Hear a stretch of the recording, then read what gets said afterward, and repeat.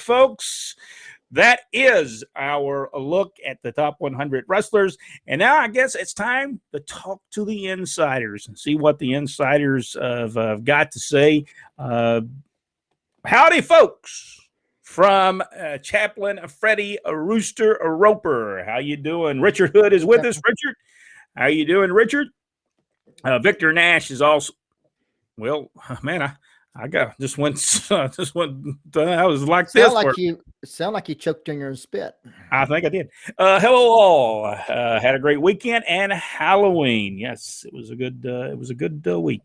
Hey everyone, Jason Mundy, Wendy Harkins said, "Hey guys, Jack, love that sign behind you." Wendy gave that to me at the Russell South show the other night. Tremendous. Which, by the way, before I forget, Greg Hickey also came and brought me a cigar, and I just want to point out that he is the only insider to bring me a cigar. And I'm not saying y'all are slacking, but some of y'all are slacking.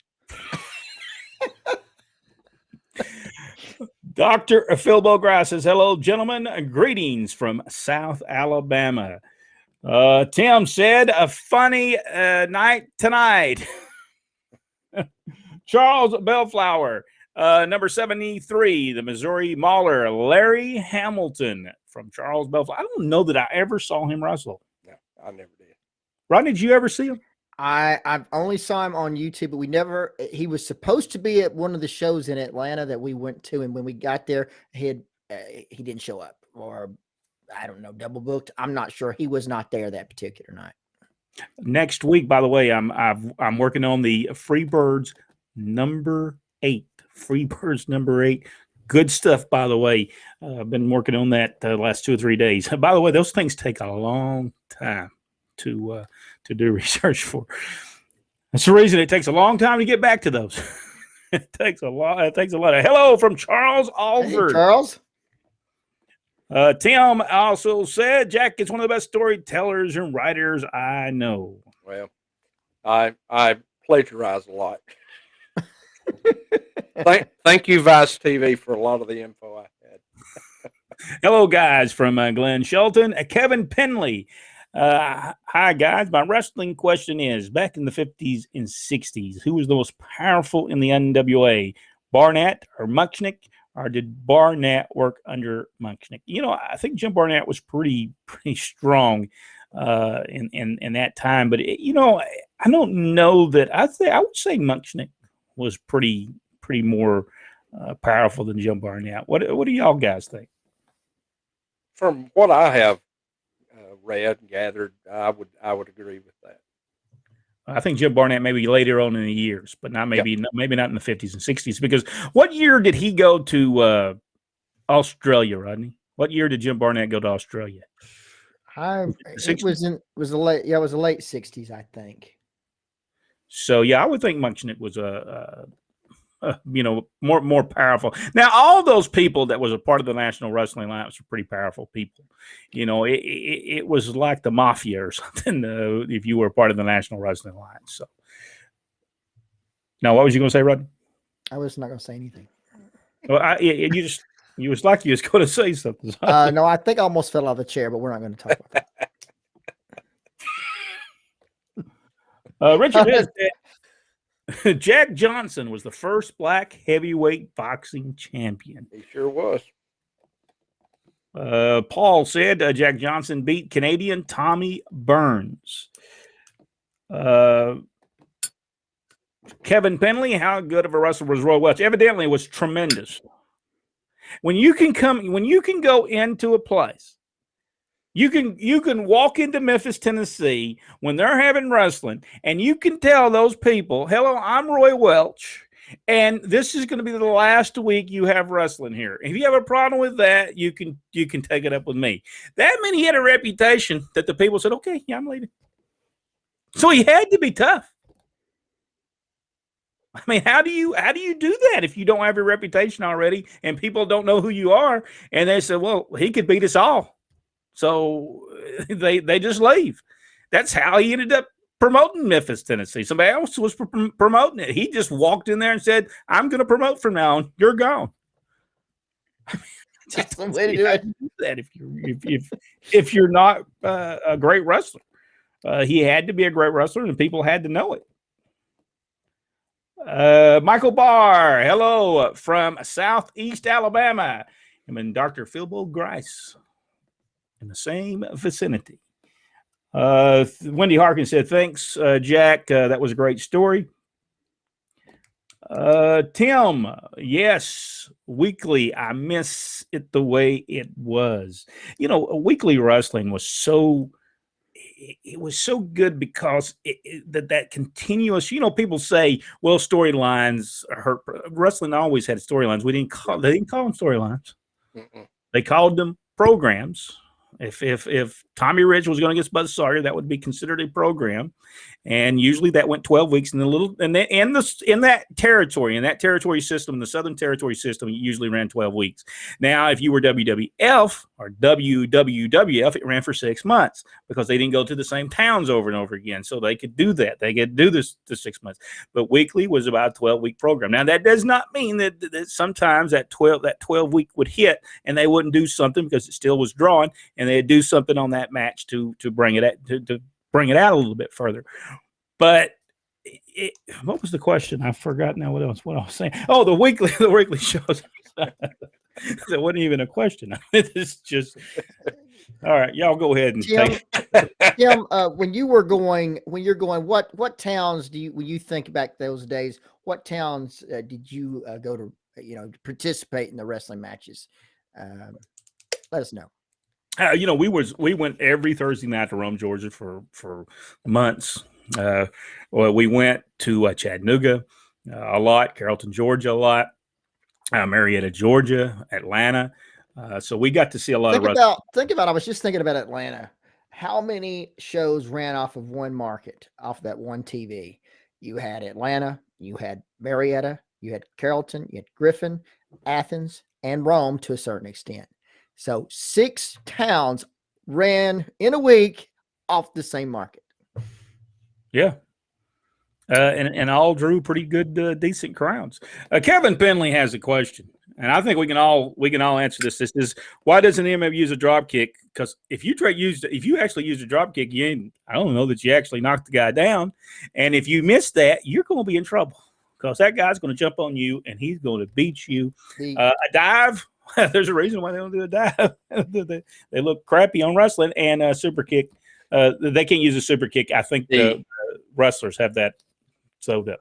Well, they do the round kicks, of course, which those are legitimate. I've never seen an actual fight in with a super kick. And as far as the dive, they'll do a leg dive. Yes, but ain't nobody coming off the top of that cage. For one, it's illegal, and they actually enforce rules there. What? And I have seen a drop kick, though. I have. Tim Tweed said no to the storylines they were meant to bring back next week, so you wouldn't miss the live matches. Yes. Tim also said people used to use this for soul entertainment. Smells. So what in the world does he smell? Smell the smells and watch it. That's what okay. Yeah. I didn't know what that meant. It was something. You would go to the matches. You could smell the popcorn going when you come through the door. I had the guy selling the programs and the pictures and that kind of thing. It was totally immersive. And we've talked about that, about the atmosphere of a lot of those arenas back then. It's you don't duplicate that today. You can't find that the way we had it, back in our time. No. The lobby as you're walking into the Memorial Auditorium in Chattanooga, there was nothing like it. It was so much going on as you're going through there, because it was the kind of the crossroads of where people were going to their seats, and you had the concession stand and the people set up there selling the pictures and the programs. It was something. Did you two guys ever see at Boutwell when you first come in the front where it had Wrestling King of Sports mural?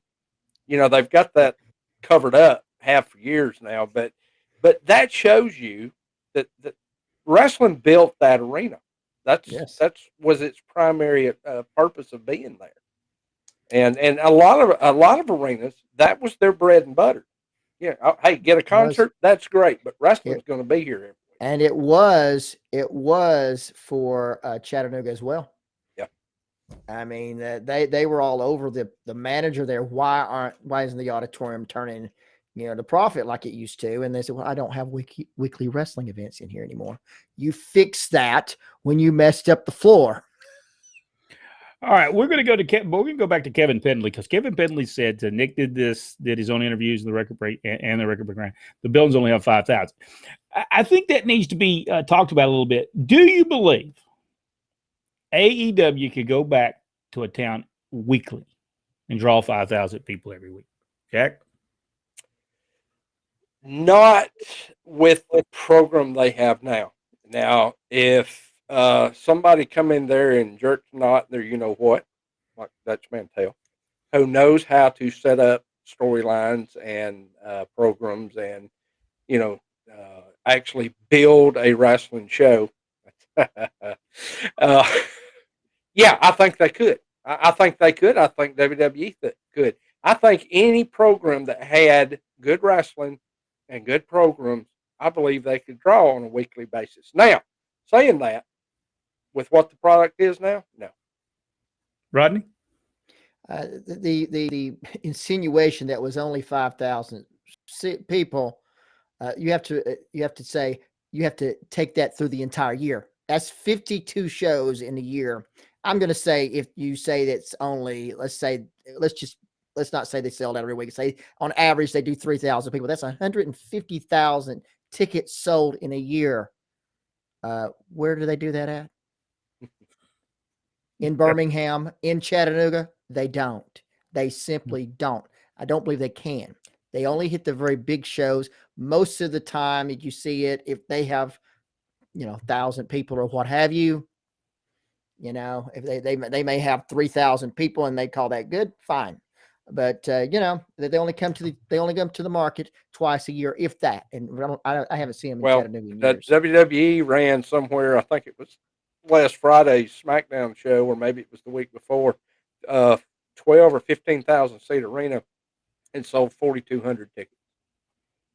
So, well, number one, the tickets are way too expensive these days. Right. And I as far as the product today, like I said, those shows are not geared to bring people to the show. They're just not. And back then, the wrestling was built more as the home team, the hometown advantage, the hometown, like you would have a local baseball team or the college football team. They had a following in that way. Well, and let's get off on this track for just a second. Is that promoters back then knew how to not put everything they do on TV.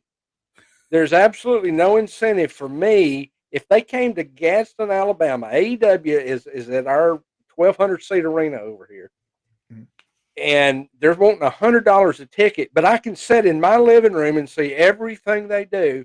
I have no incentive to go. Nope. None whatsoever. So if there's guys on the show I want to see, I'll meet them at Buffalo Wild Wings when it's over with. Wow. Well, and both have oversaturated themselves on television with TV. WWE, I think, what is that? They have 3, 5, 7 hours worth of original programming each week, so there's no need for you to go. No, you shouldn't. I mean, why would you go? I mean, because the tickets are just extraordinary, and why can they not understand that professional wrestling needs to be took more seriously than it's being done right now? If they just would take it serious, then maybe the fans would take it serious, and maybe more people would watch the show. It's the same people watching the show each and every week, I believe, and that's the people who wants to laugh. They're not watching it for what we watched it for. We watched it for great wrestling matches. We watched it to see Wrestling 2 and Dick Slater wrestle each other.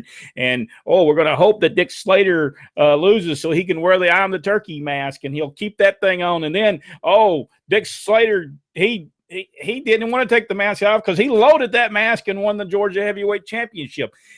Then he said, I'm not taking the mask off anymore. I'm gonna wear this mask from now on. He just kept on doing that until Wrestling 2 wrestled him and he had to take the mask off. So it was all all told a story. It was great stuff. It was really great stuff. Tim said I used to hate hockey until I saw it in person. By the way, hockey is, if you've never seen it in person, it is very entertaining. Unlike golf, which is never entertaining. Those were the best days. I miss the old days. Wendy Harkins said that. Number 73, Victor Nash has got number 73, and he was one-time NWA Hawaiian Heavyweight Champion and three-time Hawaiian Tag Team Champion. Had a great old rivalry with Rick Martel. The one and only Steve Strong. I'm not for sure I even know who Steve Strong is. I'm going to have to look him up. Yeah, he's, I believe, out of California. He was. I think I have seen him. Yeah, I think I have seen him. It seemed like he was wrestling in, maybe it was in Canada. Was he in Canada? Patricia, Billy Brooks, Chattanooga was great TV, and then the matches on Saturday night. Yeah, and you knew it was going to be big when they pulled the bleachers out on the stage there at Memorial Auditorium. Yes, and it happened many times, by the way. And this would be every Saturday night, and sometimes when Dad was growing up, it was Thursdays and Saturdays. Yes, they would run both and sell out both of them. Logan, West Virginia, Boone County still has consistent shows through Gary. What's the name? Dameron. Is he drawing good houses, good crowds? Because I've seen some up in New Jersey and stuff. The tremendous crowds. There's a lot of promotions out in Texas that are drawing some massive crowds now. Question to all here, young and older. What would it take now to make anyone a fan now to the kayfabe wrestling? that's by approach. Yeah, I think it's how you approach it. I think, I go back and I look at that All Elite Wrestling and I seen that 8-man tag match with them dressed up like, they don't even take their own business serious. The wrestlers don't even take it serious. The Young Bucks and Kenny Omega think it's a joke. They think professional wrestling is a joke. And they come over as a joke, and they're only going to draw a certain amount of people. Steve Austin did not think professional wrestling was a joke, and he did not come over as a joke. Moxley thinks he's an action star that's going to get explosions and all that kind of stuff. It's about that emotional connection, and they're not going to get that with that stupid stuff they're doing. It's like watching Dumb and Dumber. I mean, it's ridiculous. You can do some silly kind of funny stuff, but when the wrestling starts, it needs to be serious. And I'll give you an example of back in the day. Dick Slater, 6-man tag, he, Dusty, Magnum TA against 3 of the Horsemen. And it's a bunkhouse match. They're all jeans, T-shirts, actually doing a bunkhouse match. Hey, and he comes out with this big foam cowboy hat on. And everybody in the arena is laughing about it. It's funny. But once he hits the ring, he's beating people up. There's nothing funny about it anymore. You know, and that's the difference. It's okay to be a little joke or a little funny, but when that bell rings, all that's got to go out the window. Yeah, it's got to be serious at that point. I mean, Bob Armstrong went out there and made fun of Cowboy Ron Bass. He put the big old hat on too, and he said, "Hey, look at me, I'm the big cowboy Ron Bass. The bigger hat you got, evidently the bigger wrestler you are." So just a great interview. Like head is big head, small brain, or something like that. And it was good, but I guarantee you, and they would do some comedy spots. Don't get me wrong, the comedy spots were being done, but it was not done the way that it's being done today. It just wasn't. And I miss those days, and that's the type of wrestling that I want to see. I want to see it again. I want to see that wrestling that people are taking. They take it serious. When they walk down the aisle, they're wrestlers. They walk down that aisle, they get ready to wrestle. And when they get in that ring, everything they do is going to look good, and it's going to make some sense to me. Man, that 8-man tag match, it made me cringe and cry. Young Bucks and Omega, they would not have made it in the wrestling days, in the territory days. They would have been hurt. The wrestlers, the people like Dick Murdoch, Ole Anderson, Gene Anderson, those guys would have hurt them, and they wouldn't have to worry about wrestling. And Michael, if you the question, to go back to it, think about movies you watch and how you become emotionally involved and attached to the people that you're watching in that screen. You know what's going there is not real, but you somehow they're able to hit your emotions, make you cry, happy, sad, you'll go through the whole 9 yards in the movie.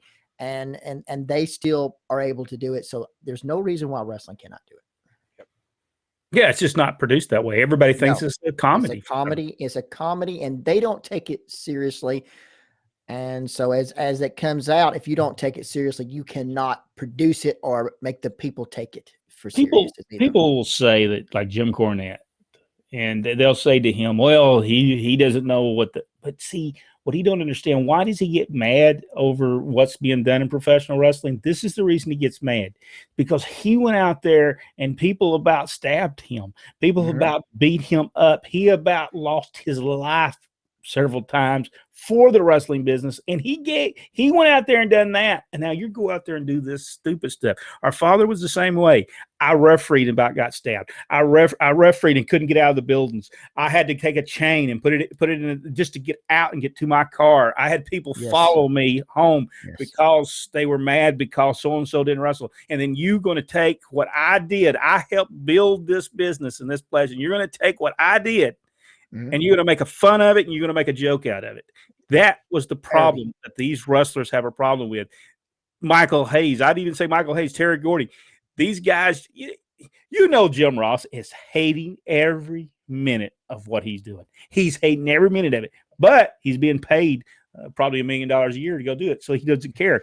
But he don't like that. Do you know that he don't like that? Because he was there. He saw that stuff happen. Why do you think Bill White's doing it? Because he fought himself. Ole Anderson. Well, Ole Anderson got stabbed and was back wrestling 2 days later. That's the reason they get mad, because they took all that and then everything they built. The key was the people were emotionally involved with the wrestlers. The wrestlers had made a connection, whether it be good or bad. They had made a connection with the fans, and that's the key. And that's the reason that Ole Anderson and Jackie Fargo still to this day, you mention wrestling, people mention their names. Even some of the young people who never see them, they know who they are because of their grandparents and parents. Yes, it's sad. Maybe COVID might have changed this. I guess we're talking about the wrestling. Ring of Honor. Dr. Phil Bogart said, Rodney, I agree. Local wrestling was it. I used to wait with anticipation for Saturday afternoon on WTBY in Dothan. I knew how to use the show to bring people to the farm center that night. Today, I don't know how much people care. I don't think they care about any of the wrestlers. This is the way they're producing it. I mean, you know what? I watched General Hospital with my wife, and I'm going to tell you, I know Sonny. I know he really is not a mobster. I know that. And I know that certain characters on there, but they still involve me with those characters. They still know how to write a story that makes you care.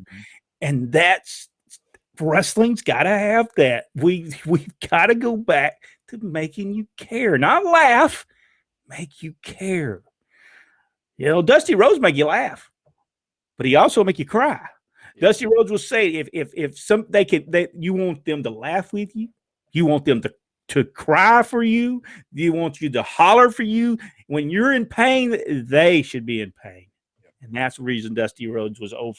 And he understood that. That's the key. He understood it. And when he wrestled in his latter days, he still got it. He still understood it.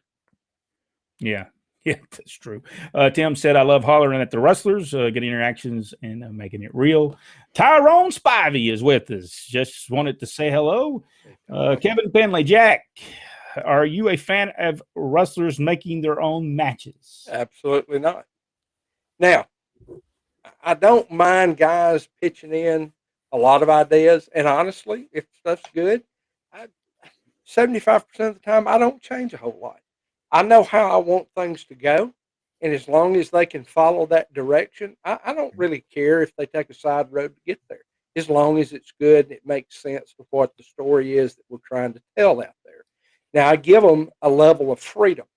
But no, you cannot let wrestlers pick and choose what they want to do, because at some point their ego is going to become involved, and Right. they're going to want to win when they don't need to win, or they're going to say, well, I need to put so and so over because I need to prove that I don't have an ego, but that doesn't help probably where I'm going. So you can't let guys have control because they don't understand the big picture, and that's not their fault. So no, I would never do that. Kevin Penley said his my 73 isn't the original Dutch Mantel. So that means it isn't the original Dutchman. No, it is Wade Cowan then. The Dutch we all know and love. Yes.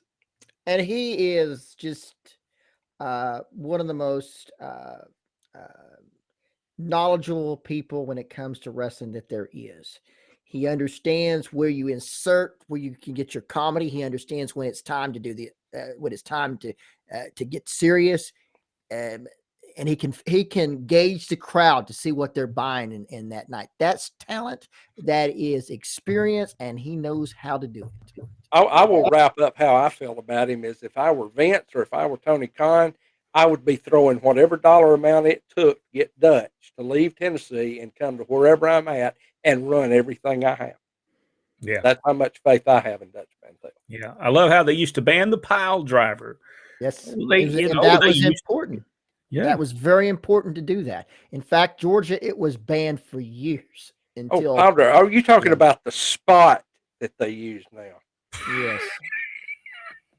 Yeah, they use that that was my finish for years too. So Victor Nash said that the hold that Brian Danielson used was the triangle choke code. The choke code is but choke again goes. I mean, I understand they're wanting to incorporate MMA stuff. I never liked that though. Yeah, it's against the rules of professional wrestling. At least it's supposed to be. You cannot choke a man. There's no rules. So how can you get any heat? That should have been a heel move. Referee gets knocked down. The guy chokes the guy down. He beats him 1, 2, 3. It shouldn't be the baby face choking someone down. This is not MMA. This is professional wrestling. So yeah, and they did that with several holds back then. The sleeper holds was another one that they banned. Yeah. They banned Dick Slater from jumping off the top rope with a knee. So well, they never got Vern Gagne, that cheater. And you know what though? It was important though once the ban happened, and then the people saw it behind the referee's back, and he didn't catch it, or the hold, or this chokehold, or whatever. Yep. Then the people are hot. That is key, and that psychology is brilliant. Yep. And that's the reason Dad would have to fight himself to the car. That's because that happened many times. By the way, the WWE's killed a chair. They just killed that thing completely off the other night. Last night on Raw, they just killed the chair completely off. How many times are they going to beat somebody? By the way, they just killed the chair completely off. How many times are they going to beat somebody with a kendo stick?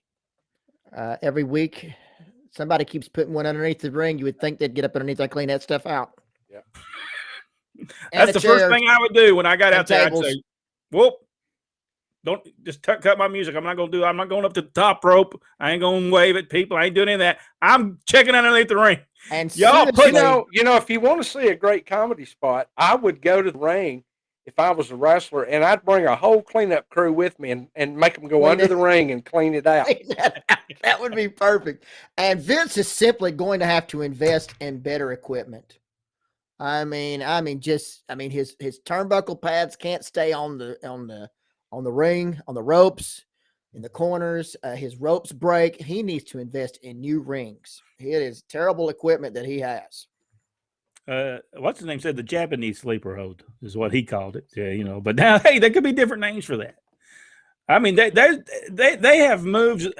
Clotheslines are called different stuff now. This is the reason why none of us do commentary, because we're like, that thing.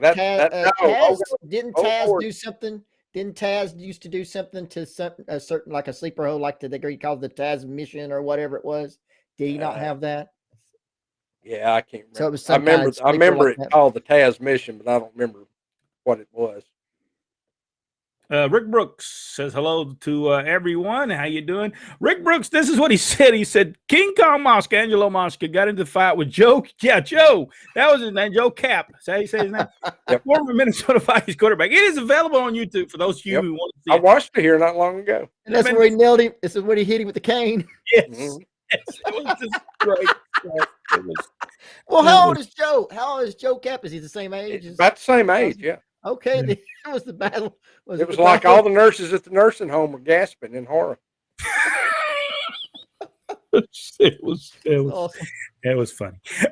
Melbourne Auditorium in Florida, I can still smell Larry Vanderpool. That's the same thing with Birmingham Beltwall Auditorium. Tremendous place for. There was a couple of places that was bad for wrestling, like Albany Civic Center, horrible. Augusta, Georgia, Richmond County Civic Center, horrible. But boy, the Bell Auditorium in Augusta. Oh man, that building was tremendous. It's just that's a lost that situation.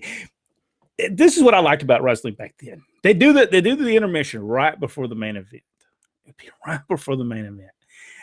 Sometimes they do two intermissions. It'd be according to where they're at, but they do one intermission, and that bell would ring for that, and the electricity in the air when you could feel the people start talking because you knew Wrestling 2 and Superstars next. And man, all Superstar did. There was no music, there was no nothing. All that did, some places had spotlight. Most of the time, not because they didn't want to pay for them.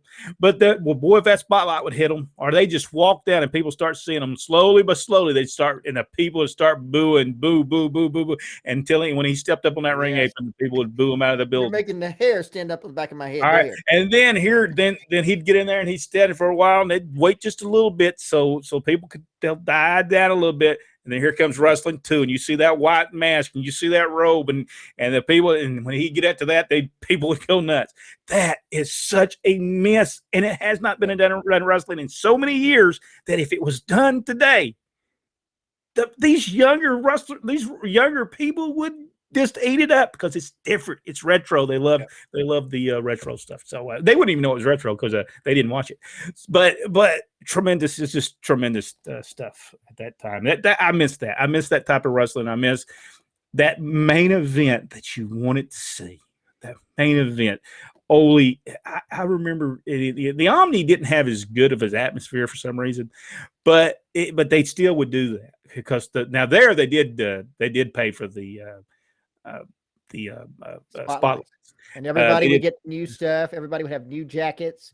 Olivia would have to work overtime to get them all done. All right, let's now I don't remember where I was at. I got so excited about that. I don't remember where I was at. Victor Nash is the next one.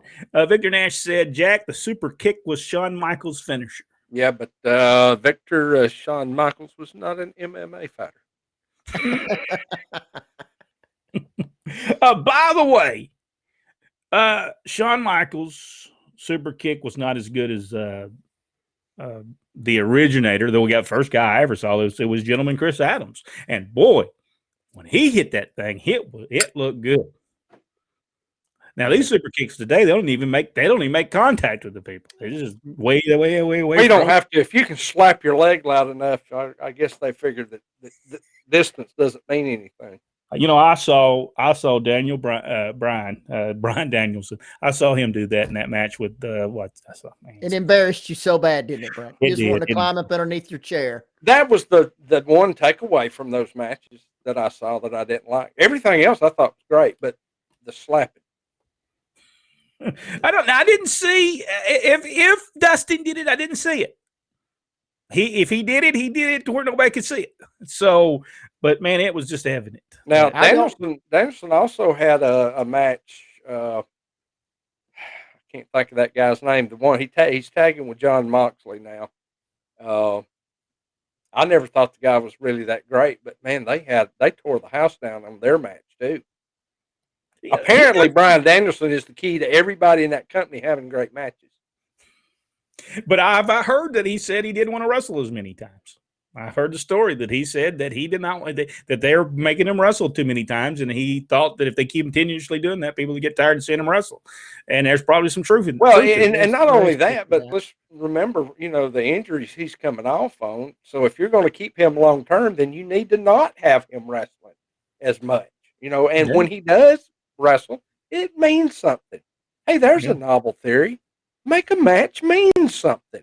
Oh, Number you said 73. too Steve much Richards. now, Jack. I'll tell you right now, they'll be having a hitman on you now. Super Number kick. I'll 70 be okay. They'll miss this one.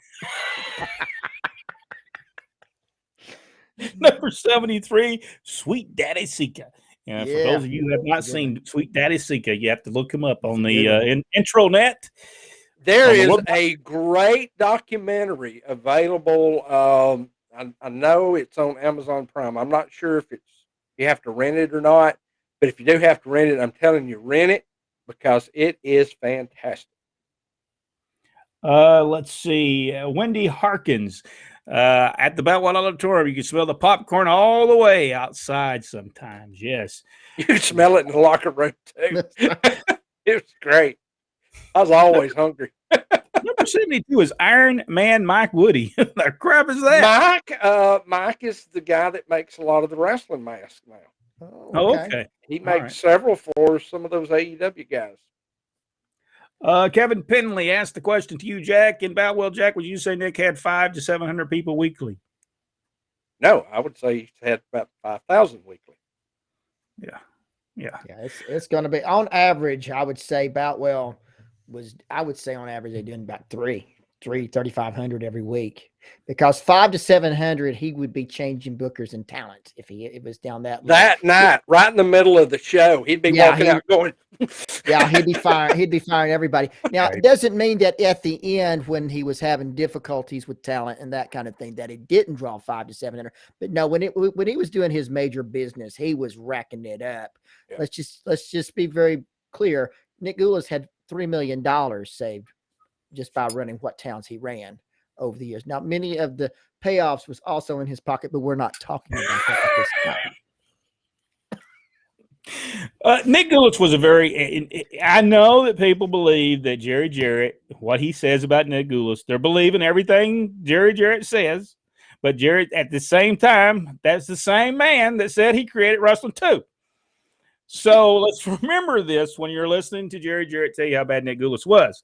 I'm not saying Nick Gulas wasn't a bad human being. I'm not saying that, but he was a decent promoter in wrestling. I mean, Nashville, Tennessee, they were still drawing great people at that. Remember, that's not called the Jerry Jarrett Sports Arena. It was called the Nick Gulas Sports Arena because Nick Gulas was the one that drew tremendous crowds there. Yeah. Yes, Jerry Jarrett may have won in Memphis. He may have won in Memphis, but he didn't win in Nashville. He did win in Chattanooga. He tried to run Chattanooga. He didn't draw in Chattanooga. He tried to run Nashville. Nick Gulas was the one. He tried to run Chattanooga on a Thursday night, and it did not draw for him, so he quit running. So when he tells you how great he is, and I'm not saying he wasn't, but he wasn't any better than Nick Gulas. I think when you go down to it, though, when it goes down to who was the greatest promoters at Birmingham and in Chattanooga, in Nashville, I think Nick Gulas wins that hands down. Yeah, because they drew consistently, and I had a great deal of respect for Jerry Jarrett. Yes, I'm not. Don't let anybody not think I don't have to. But I don't have respect for you to just keep on knocking Nick Gulas, and when it's not even true. That's not true. He was a great promoter, man. Yes, we will agree with that. Probably wasn't the greatest human being in the world. We'll probably agree with that. But let's remember, Jerry Jarrett used to pay guys $20 a night. So ask The Rock if he was that great. So you're saying Jarrett learned from the best? Yes. Yeah. Did we discuss the heat between Stone Cold Steve Austin and Jeff Jarrett? Yes. Of when Steve's looking at his check in the Memphis dressing room, and Jarrett says, "Don't look at it too long, kid. It ain't getting no bigger." So, yeah. Jarrett was a smart man. Yes, he was. And for years, a lot of what we saw in the 80s and 90s, especially when it comes to even Jim Crockett Promotions, their success in the 80s, it came from Jarrett. I mean, those people, Rock and Roll Express, Bobby Eaton, all came from him. So Dennis Yeah, I'm not discrediting Jerry Jarrett and how successful he was, because he and was intelligent and just creative as all. yeah, very creative. But I don't like it when he knocks Nick Gulas, because most of the stuff he said is done. At the end of the day, let's remember that he's not in business anymore. So, there's that. Rick Brooks, I grew up with the Sheik's Detroit promotion, attending the match in Cincinnati every other Saturday. You know, when the younger Sheik was decent there, I think he was there too long. I think Sheik was there long. But the same thing happened in Continental. The Fullers were there too long. They just was there. 7 years is about the most you can get out of somebody in one territory. After that, they start not drawing any money anymore. Victor Nash, yes, AEW had daisies placed in Orlando during the pandemic. And if I'm not mistaken, I believe that admission was free. There you go. Mickey Mayfield, Atlanta Municipal Auditorium. First thing you would notice coming in was the crunch of peanut shells, the smell of cigars, and the sticky floors. Let me add to that aroma. Boy, how I missed the whole experience. I do too, Mickey. That's what the wrestling fans are missing today. That type of experience. We have talked many times of my love for the Atlanta City Auditorium. I mean, I went to a lot of arenas in my time. As a fan, I went to a lot of arenas. Nothing ever beat the Atlanta City Auditorium. Yeah, that was a tremendous place.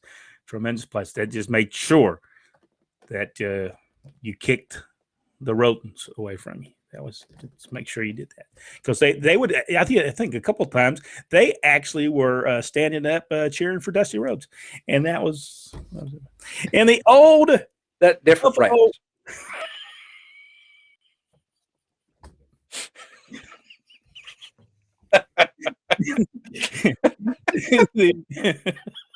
in the old Buffalo War Memorial, you could smell whatever chemical they used to make the ice.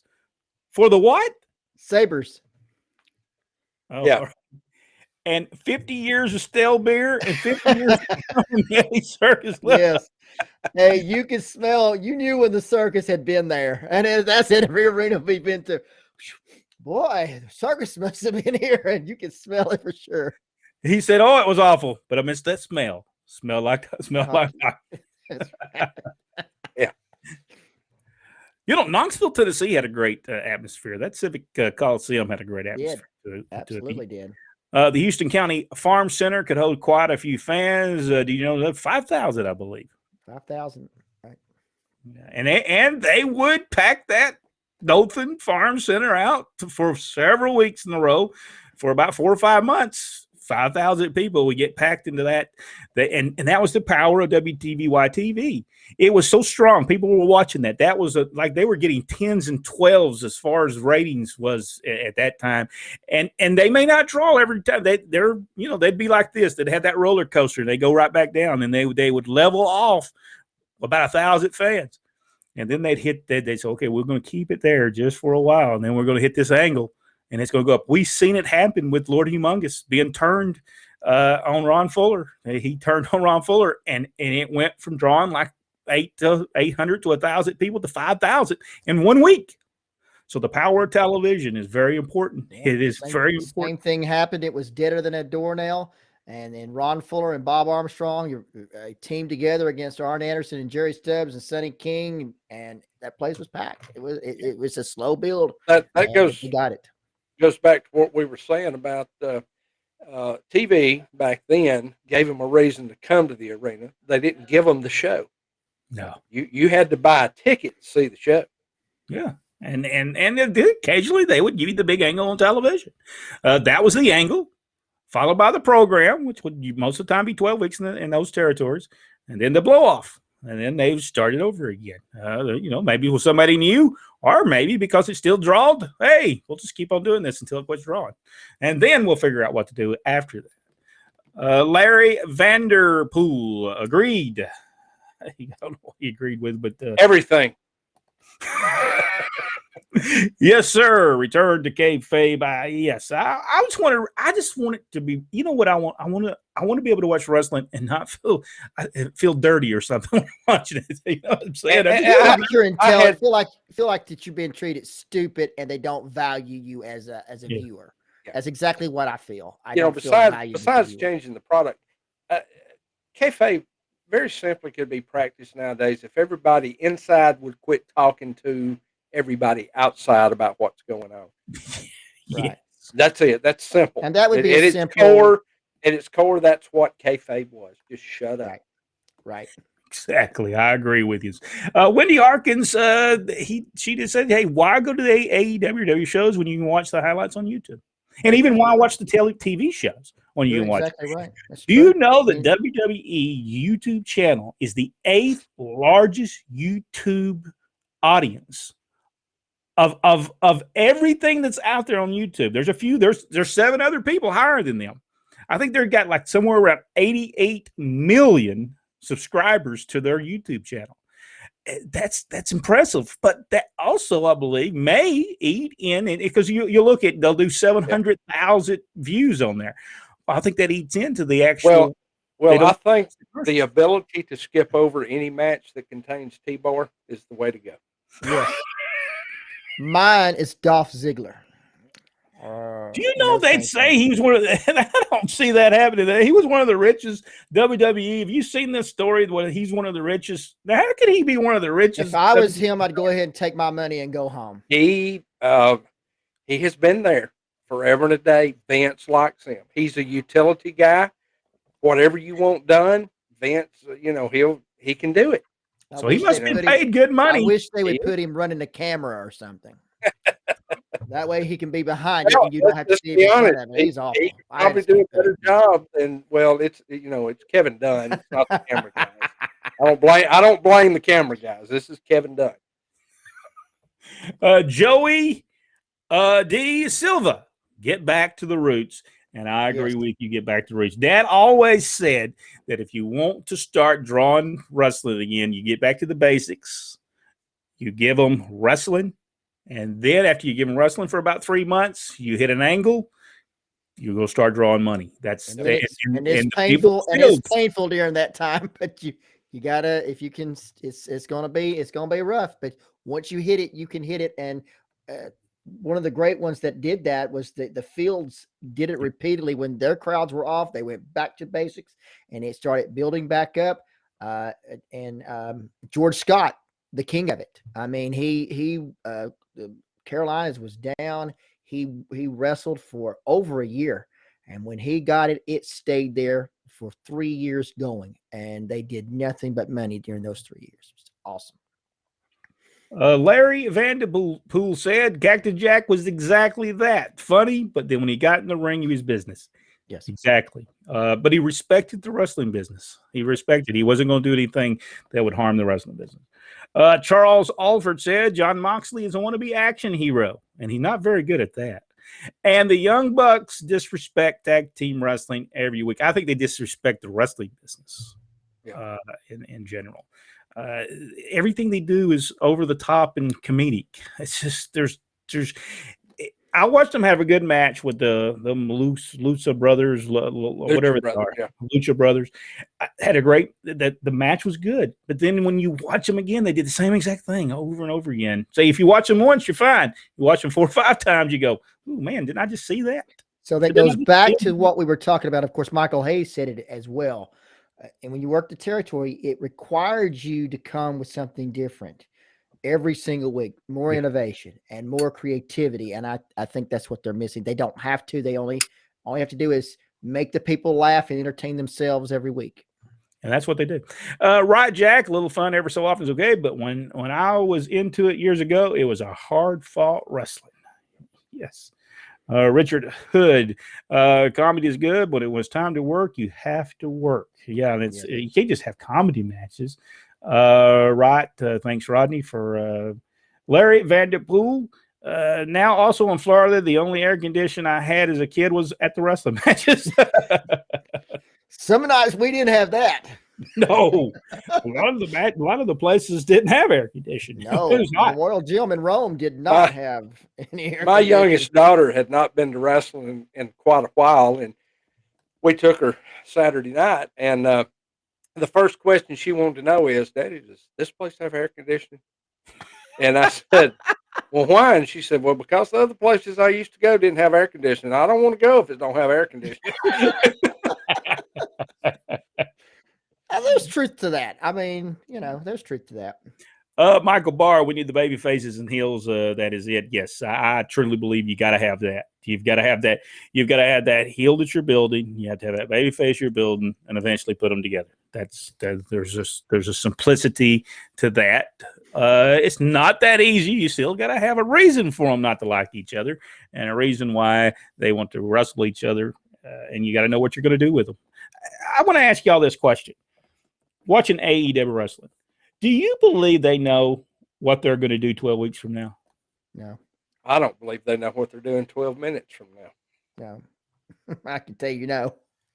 Because if he did, we was talking about this earlier. If he did, he wouldn't beat. If he knew he was going to put Darby Allin against MJF, he would have made sure that he didn't put him against CM Punk, so he would get beat. So I don't think that's long term book. And if it is, it's not smart. You wouldn't take one of your main characters on a television program and just keep on beating them and beating them and beating them and think anybody care anything about them. And he just keeps on doing stupid stuff. Is WWE doing the same thing? No long-term booking, just, hey, this is what we're going to do this week? No, I think that WWE tries to do some storylines. I think they overdo some. Seth Rollins, I think anything that he's involved in is way too overdone. It's the same interviews, even when he goes from Edge to whoever it is he's going against now. Biggie, It's the same type of long, drawn out interviews.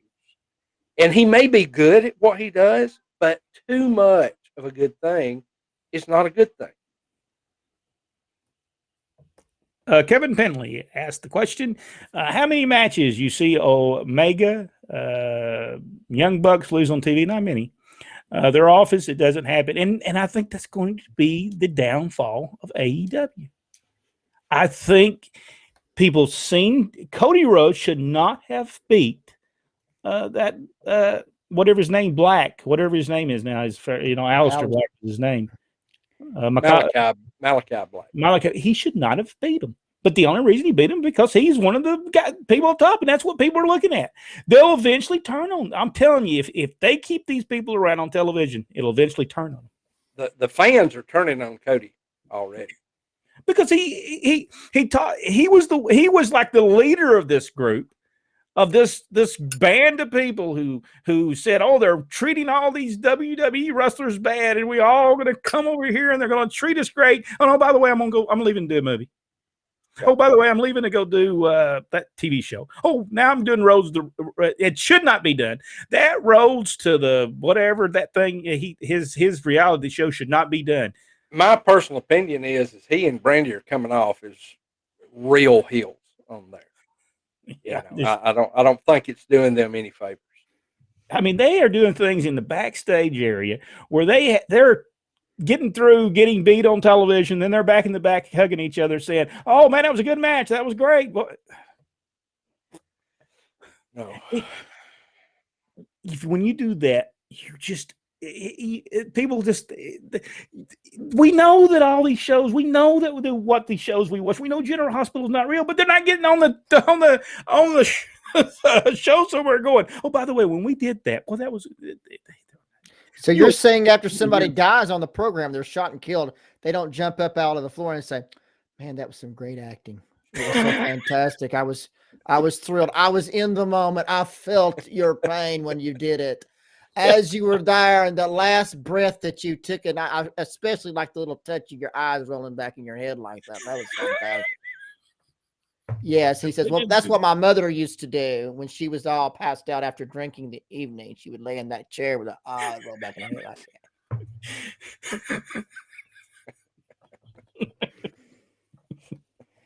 that. I'm surprised they say, cut, hold it. Time out. We're going to take a brief commercial here, ladies and gentlemen. We'll be back in just a moment. We'll pick up right where we left off, right after you see these very important words. I cannot get into the image of today's wrestling. It does not connect with me. And certain things will connect with me, but most of the time it's all comedy. It just I can't get into it because of the comedy. Even when they do something that's serious, they bookend it with comedy stuff. By the way, yes, Larry, yes, I watched General Hospital. I watched Stone Cold on there, not Steve Austin. He's, yeah, you know what? I'd rather watch General Hospital any day. I think what they got going on today. What he's trying to say is, yeah, right. You're watching it because your wife is forcing you to watch it. No. No, Oh, I don't force it. Listen, I used to watch. Now, I will say I used to frontwards it up, but I would tape Days of Our Lives because Stefano DiMera was on there. Yeah. And I would tape it. And the greatest villain on TV. Yes, it was fantastic. Greatest villain ever on television. And I would just frontwards to his parts. And I would watch that part. I didn't like the sappy stuff on there. I like to see Stefano DiMera and Tony DiMera. And those two characters I liked. Those were true heels. Oh, hey, by the way, AEW, just go ask them to let you see what a heel is and see how you build the heat between Stefano DiMera and Cody doesn't want any of that. No, that's gone. Yeah. Except when you watch his reality show, you can see all you want to of it. There wasn't any air conditioning at the Eddie Graham Sports Stadium, but in Lakeland and West Palm Beach there was. Wow. You mean to tell me that sports stadium and that was in Orlando? That place was packed every week, wasn't it, Michael? Let's see. There you are, Brett. The writers know how to get the audience involved. Richard Hood. The fans back in the day lived vicariously through the wrestlers. I agree with you there. Agree, Jack. I just thought about today all of the things that we were supposed to do, and I was talking about some of the new people, the affiliates that we have now that's helped us sponsor to pay for the show. We will go back to that next week because I just thought about we just forgot to do all of that. We'll get back to that next week. Agree, Jack. You're the owner of your organization. Your wrestlers do not rule you. No successful business lets the employees run it. No. Let's see. We're replying to everybody here. So let me go back. Michael says to us, remember Dick Slater saying he slipped on a banana peel when he lost the Florida title? But see, that was just Don Carson used to get on television. He'd get beat every week, but he would come back out there and say, last time in Knoxville, I beat this man. Ron Wright did the same thing. I beat this man. And the people that was sitting at home go, wait a minute. No, it was the other way around. He's the one that got beat. And he lied and lied and lied. Buddy Landell was good at that. Buddy Landell did the same thing. He could be beat every week. And he'd get on TV and say how much he beat everybody, and there wasn't nobody better than him. And the people that went to the arenas went, no, he got beat last time. I don't know if Buddy Landell ever won a match except for television. I'm for sure he ever won one. But he had more heat than anybody. Because he knew how to do it, because he had watched Don Carson. He had watched Ron Wright. He had seen how they got heat in Knoxville. That's where he grew up at. So he knew that's what he was going to pattern himself out. Believe me, he had the black glove, if you remember. He brought that back out in USA Championship Wrestling. Just and then again, that's psychology. That is talent. That's what that when you have the expertise, that's what he did. And Slater, he lost it, but he came back and got back just because I slipped on a banana. Well, what banana peel? He didn't slip on no banana peel. He just lost that match. Yeah, Slater was very good. That was just the way things were back then, and it worked good. Hello, guys. Please share some memories of the Houston County Farm Center. Boy, that was a hot place. Yes, it was. And I always said this. The worst thing that ever happened to the Houston County Farm Center was when they took that dirt out of there and put that yes, and they took the ring light down off of the. Yes. You have to have a ring light, I believe. I think you have to have that focus directly to the ring. If you got all the lights on, a lot of times people won't make as much noise for some reason. Yeah, I guess they're that's afraid strange. they're going to be seen or something. I'm not for sure. Yeah. But that, the Houston County Farm Center, like we were talking about, that we would go for week upon week, and Towns was really bad. When they tell you, when the owners and the people of that time period will tell you that every week they were selling out, and boy, they were doing gangbuster business. Listen, we were there. We seen that place so empty, and I thought this was a tremendous deal that Ken Wayne did. He was going against, I believe it was Steve Armstrong and Johnny Rich. I believe they were Rat Patrol, right? Right. And he had, every Saturday morning you would, Friday nights you would go into Dothan, you spend the night. So he got the soap. He got one of the little soap things, and he took that soap bar and he rubbed it in Steve Armstrong's eyes, and man, he took it and threw it out to the crowd. Now, when he threw it at the crowd, he threw it to nobody because there was nobody in that area. It was empty. The people had to run to it. That's how empty this building was.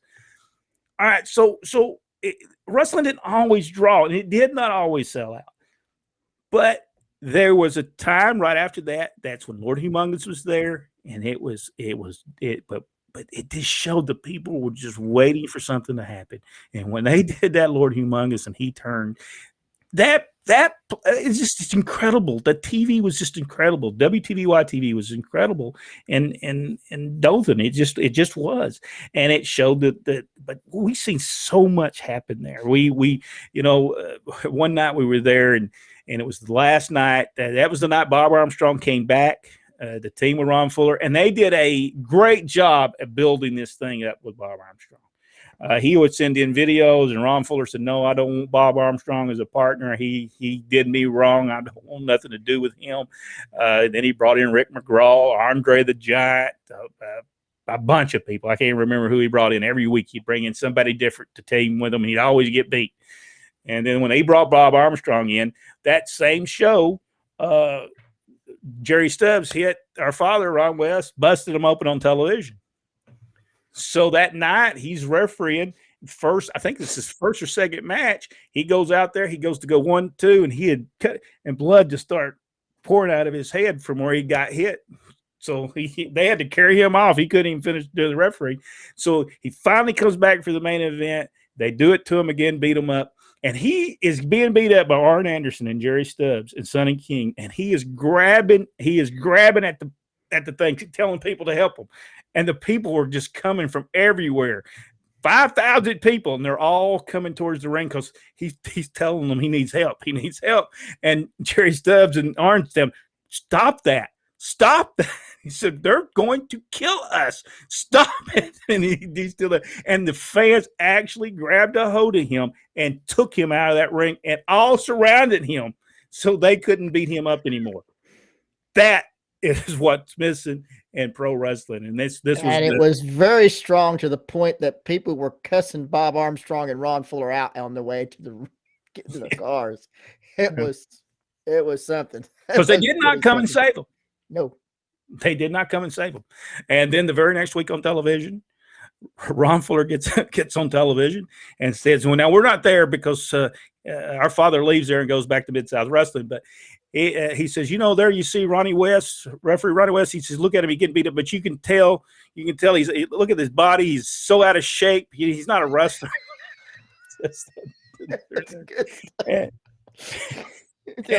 Still he's never been to the gym. He's you can tell he's not an athlete. That was good. All right, now let's move on because we're running out of time. We got about 5 minutes left, so let's get the rest of the people in. Larry said yes, it was Gentleman Chris Adams with the super kick. Victor Nash. Did you guys see the Unbreakable table on Rampage Friday night during the Brett Baker? What's that? Abaddon. No, I did not see that. I did. You didn't miss much. So should all the tables be unbreakable from this point on? Chris, Adam, Savannah Jack did best super kick. I don't remember Savannah Jack doing a super kick. I don't remember. I always liked Scott Armstrong because he never hurt Yeah, me. he did. Eddie Kingston must be the guy that. That was the guy that worked Brian Danielson. Larry Vanderpool said he is good and reminds me of the old school Brian Danielson. Brian Young, did you miss my number 73? Satora Yeah. Tiger Man. Mask. Yes. He was super. Yes. He was super. And Which Brian Young's book. right there. The Wrestler's Yep, right there, the Wrestler. book. Available on Amazon. Yes. Keith Lester on the Houston County Farm Center. Remember that Arn Anderson got stabbed there by a fan when he and Jerry Stubbs lost the tag belts to Johnny Rich and the Tonga Kid. He also talked about how that was the dinkiest place he had ever wrestled.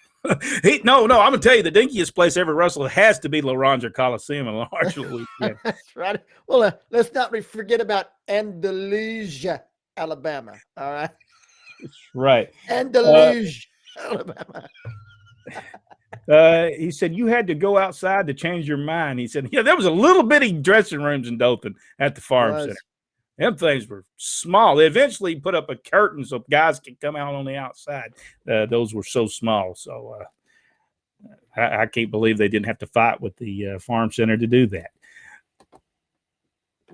Agree, Jack. Make a match where people get involved. And if this was a storyline that ran for a couple of months, make it where the fans want to keep coming back to the auditoriums. Yes. That's always been my intent. That's the way I was taught by Ronnie and Bob Armstrong and all is, people can't come every week. I get that, but make them regret missing. Victor Nash said you've got to do a show on the top 20 promoters. And we'll do that. Michael Bark with Wrestling Barefooted, wear wrestling boots. Jack preaching to the choir, brother. Absolutely 100% agree. Yes, Larry also told us, he said, you wait in line for tickets, met people. Now you buy tickets online and don't meet anyone. And you know what? You did start, you'd see the same people every week. You got to know all the people every week. The Cow Patty Auditorium. We learned that firsthand when we was set up on the third row at the Omni. And everybody knew each other. They made sure we come up there. Dad set us up there. And for whatever reason, got us. And we thought, what are you coming to get us for? Set us in the back. And we're like, well, we're sitting on third row. Columbus, Georgia, where I sat in Columbus, Georgia, there was a group of anywhere from 12 to 15 of us, just according to, a couple of them might not be able to make it. But we had that large group. We all sat together every time because we got to know each other. For those of people who are not watching the Braves, evidently it's 3-0. 3-0, and I believe that's Houston. Yeah, well, they've had the lead that early before and still managed to drop the ball. If the Rotans were standing up cheering for Dusty Rose, then I would doubt it was Rodney's friend Kevin Sullivan. Dr. Philbo Bryce, my dad never cared for wrestling, but one day he happened to see Dutch Mantell pouring motor oil over his head. He laughed so hard he almost fell out of his chair. Dutch connect with the audience. Yes, he could. Yes. I think that was a lot of them videos we did with Carl Stiles. That one or two made it off the cutting room floor, or the camera that fell down the steps at the Bow Auditorium. Jack, how it determined if a wrestler is a face or heel after the training? Well, I mean, there's so many factors that goes in that. Some guys just have a natural look and a way of carrying themselves that tells you one way or the other that what they might be best at. But really, it boils down to what the promoter needs. Larry said. Larry did tell me this was the General Hospital. Sonny and Jason Quartermain. He is Stone Cold on that show. He is the original Stone Cold. I believe he was Stone Cold before Steve Austin was. He also watched As the World Turns. Michael Barr did before it was taken off the air. Now we'll hit one more, and then we've got to go.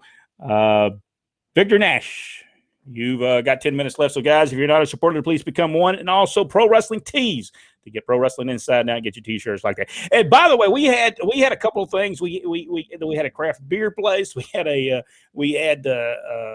Jack was going to tell us. We just forgot because we're not used to doing it. We just forgot to talk about it.